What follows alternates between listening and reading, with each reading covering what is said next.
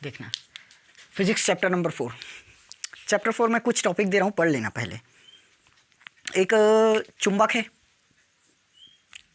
चुंबक जानते हैं, लोहे से बनी हुई छोटी छोटी वस्तुओं को क्या करती है, अपनी ओर आकर्षित करती है। ये तो चुंबक की परिभाषा क्लियर है। जो दूसरे चुंबक या फिर लोहे के छोटे छोटे टुकड़ों को क्या करे, अपनी ओर आकर्षित करे, ये चुंबक कहलाता है। ये परिभाषा लिख लेना, छोटा सा है। उसके बाद चुंबकीय क्षेत्र। चुंबकीय क्षेत्र चैप्टर 1 में याद हो तो हमने वैद्युत क्षेत्र पढ़ा था। आवेशों का ऐसा समुदाय जहाँ पर दूसरे आवेश को लाने पर आकर्षण या प्रतिकर्षण बल का अनुभव करें। तो यहाँ पर चुंबक का वह क्षेत्र जहाँ पर किसी दूसरे चुंबक या फिर लोहे के टुकड़े को या धातु को लाने पर आकर्षण या प्रतिकर्षण बल लगे, उसे क्या कहेंगे, चुंबकीय क्षेत्र कहेंगे। समझ आया? दोनों परिभाषा क्लियर। सिर्फ वैद्युत क्षेत्र के जैसे चुंबकीय क्षेत्र है, ज़्यादा नहीं समझा रहा हूँ, चैप्टर लॉन्ग है। चुंबक का ऐसा क्षेत्र जहाँ पर किसी दूसरे चुंबक को लाने पर आकर्षण या प्रतिकर्षण बल का अनुभव करें। जैसे ये हो गया, यहाँ पर यदि किसी चुंबक को लाए, ये N और ये S और N, अभी कुछ नहीं होगा। जैसे इसके क्षेत्र के अंतर आया तो क्या होगा, ये प्रतिकर्षण हो जाएगा, N और N। अगर मैं इसको S कर देता हूँ और इसको N कर देता हूँ तो आकर्षण हो जाएगा, लेकिन इसके क्षेत्र में आएगा तभी होगा। दोनों परिभाषा तो क्लियर है। ये चुंबकीय क्षेत्र था। वैद्युत बल रेखाएं पढ़े थे। वैद्युत बल रेखाएं सेम वैद्युत बल रेखाएं के जैसे क्या होगा, चुंबकीय बल रेखा। दोनों का दोनों एकदम सेम है। जैसे वैद्युत बल रेखाएं में पढ़े हैं, वैसे ही चुंबकीय बल रेखाओं को भी लिखेंगे। देखो, चुंबक में हमेशा कौन सा ध्रुव होगा, 2 ध्रुव, एक उत्तरी ध्रुव और एक दक्षिणी ध्रुव। इसी से मिलकर हमारा क्या बनता है, एक चुंबक बनता है। तो याद रखना, NRS। वैद्युत बल रेखाएं चुंबकीय बल रेखाएं हमेशा उत्तरी ध्रुव से दक्षिणी ध्रुव की ओर ही जाएगी। पहला पॉइंट, चुंबकीय बल रेखाएं क्या होगी, उत्तरी ध्रुव से दक्षिणी ध्रुव पर ही जाएगी। और कैसा बनाएगी, बंद वक्र बनाएगी। बंद वक्र। समझ आया? और 2 चुंबकीय रेखाएं एक दूसरे को काटेंगी क्या, नहीं काट सकती। 2 चुंबकीय रेखाएं एक दूसरे को नहीं काट सकती। चुंबकीय बल रेखाओं में पास में वैद्युत क्षेत्र क्या होगा, चुंबकीय क्षेत्र प्रबल, वैद्युत क्षेत्र में भी प्रबल था और दूर में दुर्बल हो गया था। सेम वैसे इसमें भी होगा। समझ आया ना? चुंबकीय बल रेखाओं का पास प्रबल तथा दूर होना दुर्बल चुंबकीय क्षेत्र कहलाएगा। तीनों पॉइंट क्लियर है। पहला क्या था, चुंबकीय क्षेत्र रेखाएं हमेशा उत्तरी ध्रुव से दक्षिणी ध्रुव बंद वक्र बनाती हुई चलेगी, ठीक। और वापस से कहाँ पर आएगी, उत्तरी ध्रुव में वापस पहुंचेगी। ये बंद वक्र बनाते हुए जा रहे हैं ना। एन से कहाँ गया, एस से वापस एन, बंद वक्र बना कि नहीं बना। उत्तरी ध्रुव से कहाँ गया, दक्षिणी ध्रुव, लेकिन वापस कहाँ पर आ गया, अपने उत्तरी ध्रुव पर आ गया। पहला पॉइंट ये था। दूसरा पॉइंट क्या था, चुंबकीय बल रेखा एक दूसरे को कभी नहीं काटेंगी। यदि काटी तो कटान बिंदु मिल जाएगा, जो कि संभव नहीं है, क्योंकि अगर कटान बिंदु मिला तो वैद्युत क्षेत्र की 2 रेखाएं हो जाएंगी। जैसे ये हुआ, एक जा रहा है इधर से, मान लो काट दिया, तो वैद्युत क्षेत्र रेखाओं की ये एक दिशा बन गया और ये 2 दिशा बन गया, तो 2 दिशाएं संभव नहीं है। दूसरा पॉइंट। तीसरा पॉइंट क्या बताया था, चुंबकीय क्षेत्र जहां पर पास रहेगा, चुंबकीय बल रेखाओं का पास होना प्रबलता को प्रदर्शित करेगा, दूर होना मतलब दुर्बलता को प्रदर्शित करेगा। क्लियर है ये पॉइंट्स? अब मोस्ट इंपॉर्टेंट क्वेश्चन है बायो सेवर्ट का नियम। ये पूरा बेसिक्स था ना, जो हम लोग चैप्टर 1 में पढ़कर आए हैं। इसके लिए जगह छोड़ देना, बाद में लिख लेना।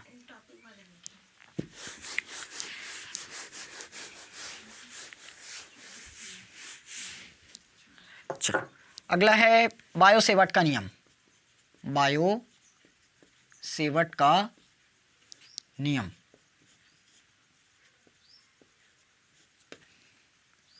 बायो सेवर्ट का नियम देखो क्या किए थे सन 1820 में।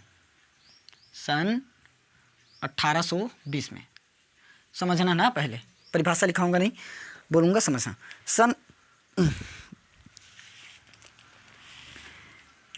जैसे चैप्टर 1 में हमने क्या ज्ञात किया था, विद्युत क्षेत्र ज्ञात किया था। चैप्टर 2 में विद्युत विभव ज्ञात किया था। यहाँ पर हम लोग चुंबकीय क्षेत्र की तीव्रता ज्ञात करेंगे। समझ आया? पहले में विद्युत क्षेत्र की तीव्रता निकालती थी, फिर विद्युत विभव, फिर अब चुंबकीय क्षेत्र। देखो सन 1820 में वैज्ञानिक बायो और सेवट ने, दोनों अलग अलग हैं, सन 1820 में वैज्ञानिक बायो तथा सेवट ने एक धारावाही चालक के समीप क्या किया, एक धारावाही चालक के समीप चुंबकीय क्षेत्र ज्ञात करने के लिए एक नियम दिया, जिसे ही क्या कहते हैं, बायो सेवट का नियम कहते हैं। समझ आया? क्या लिखेंगे, सन 1820 में वैज्ञानिक बायो तथा सेवट ने किसी धारावाही चालक के समीप चुंबकीय क्षेत्र ज्ञात करने के लिए एक नियम का प्रतिपादन किया, उसे बायो सेवट का नियम कहते हैं। समझ आया? अब ये बायो सेवट का नियम है क्या, चित्र में समझते हैं।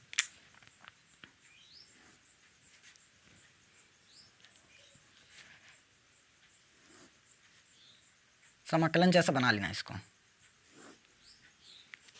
ये मान लिए चालक तार ए और बी है, चालक तार ए और बी है। इससे आर दूरी पर क्या रहेगा, एक बिंदु पी।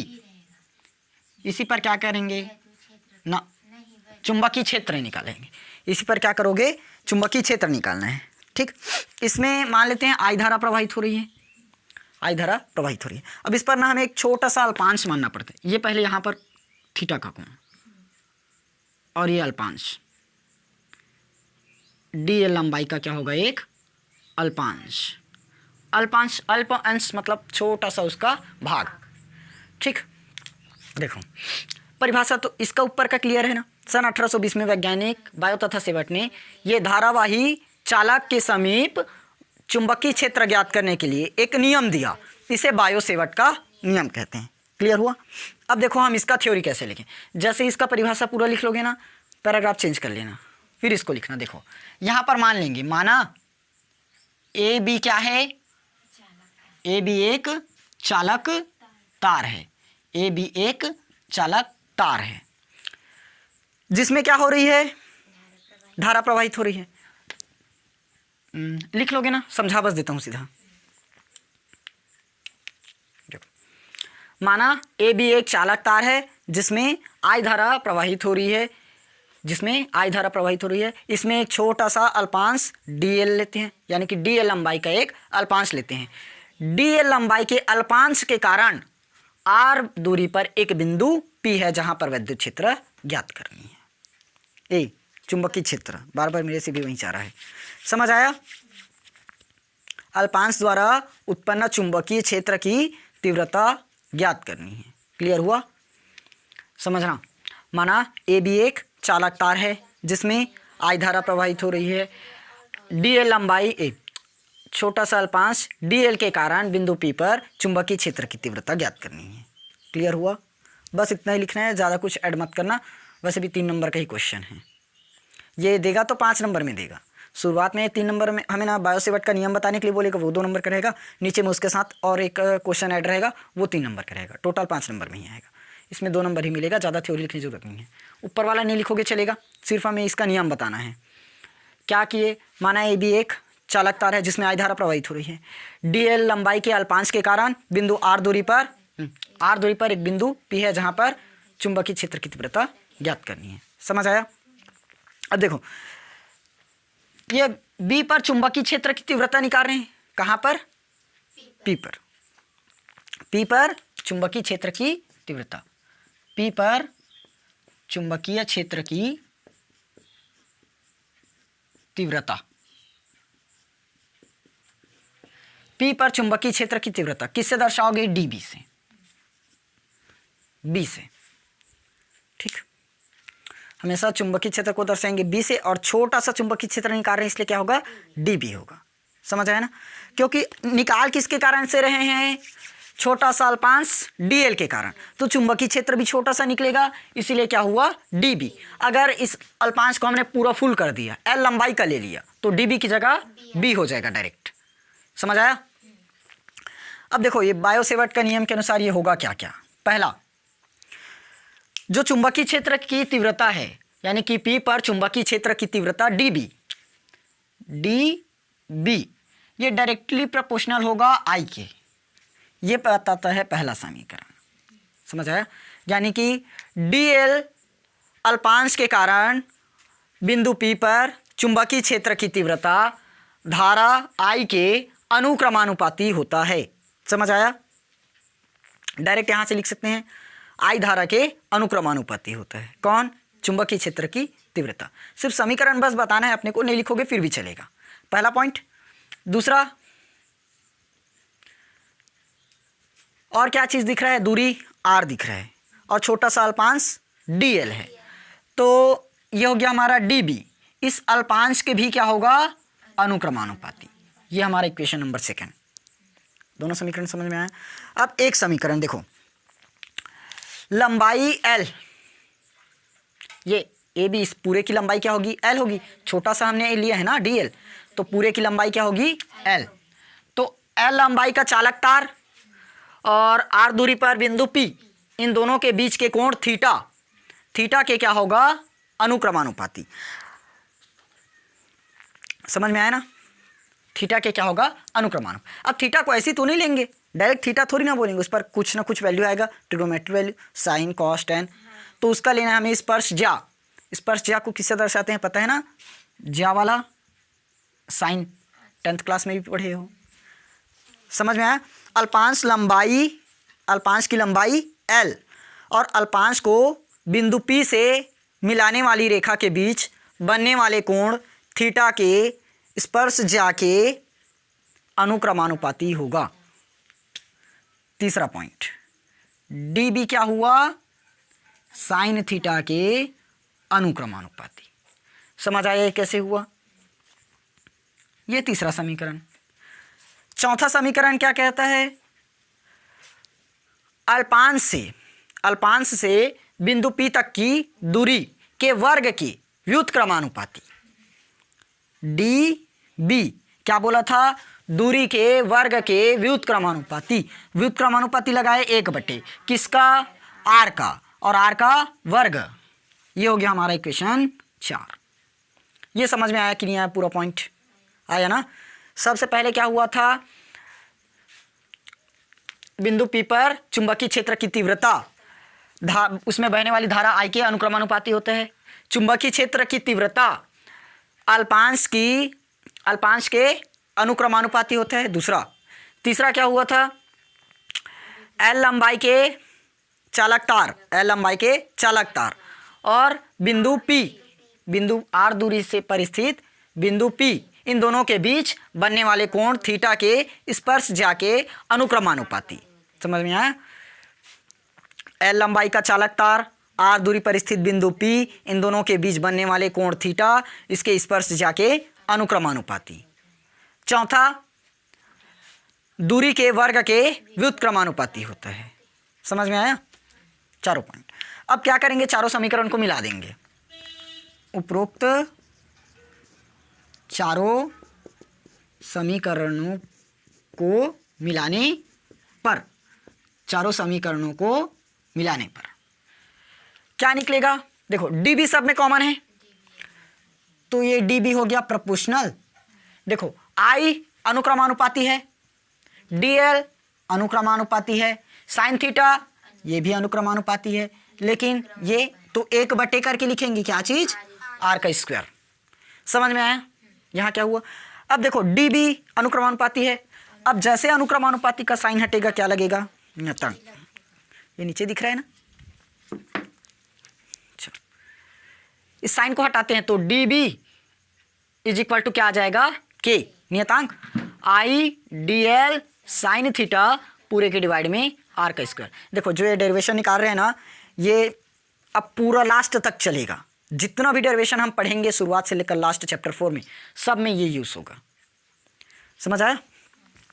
अब देखो जैसे हम लोग इसके पहले जो चैप्टर पढ़े थे उसमें k बराबर 1/4 पाई एप्सिलॉन नॉट पहला चैप्टर में लिए थे ना, वो कब मिला था मान? SI पद्धति में, SI पद्धति में k बराबर मिला था। तो यहाँ पर थोड़ा सा अलग होगा, उस पर 1/4 पाई एप्सिलॉन नॉट लेते थे, यहाँ पर μ0/4 पाई आएगा। क्या होगा? μ0/4 पाई। समझ में आया? अब इस पर मान रख देते हैं डी बी बराबर के का मान म्यू नॉट अपॉन 4 पाई आई डी एल साइन थीटा पूरे की डिवाइड में आर का स्क्वायर। समझ आया यहाँ तक?